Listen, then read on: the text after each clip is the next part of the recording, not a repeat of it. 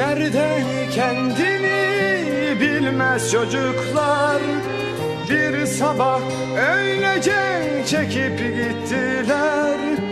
Çınladı alkışlar kör sokaklarda, yankısı kime kaldı?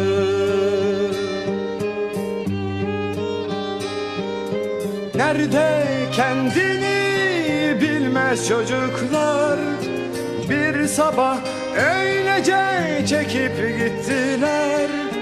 Çınladı alkışlar kör sokaklarda, yankısı kime kaldı?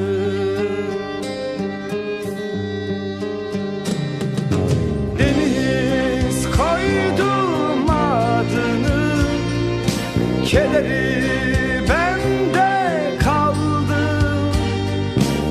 Uzak köyler kurdum birbirine,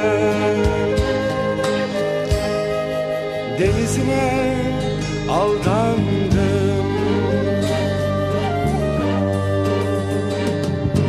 Deniz koydum adını, kederi bende kaldı.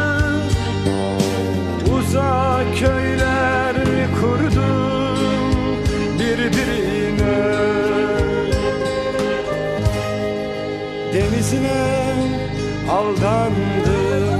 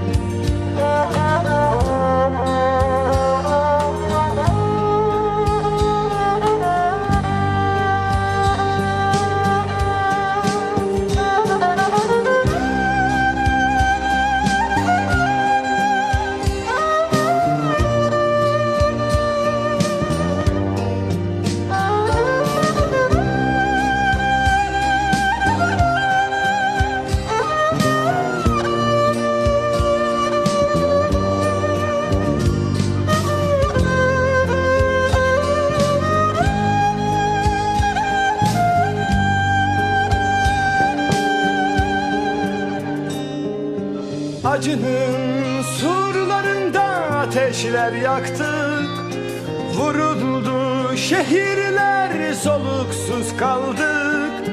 Kendine çekildi bütün zamanlar, gölgeler orada kaldı. Acının surlarında ateşler yaktık, vuruldu şehirler, soluksuz kaldık. Kendine çekildi bütün zamanlar, gölgeler orada kaldı. Deniz koydum adını, kederi bende kaldı. Uzak köyler kurdum birbirine, denizine aldandım. Deniz koydum adını, kederi bende kaldı. Uzak köyler kurdum birbirine, denizine aldandım.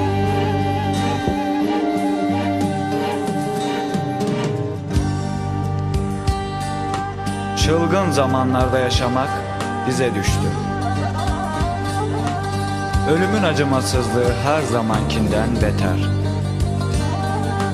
Gidenler, gelenler, düşenler. Ah, zamanın sonsuzluğunu anlamayanlar.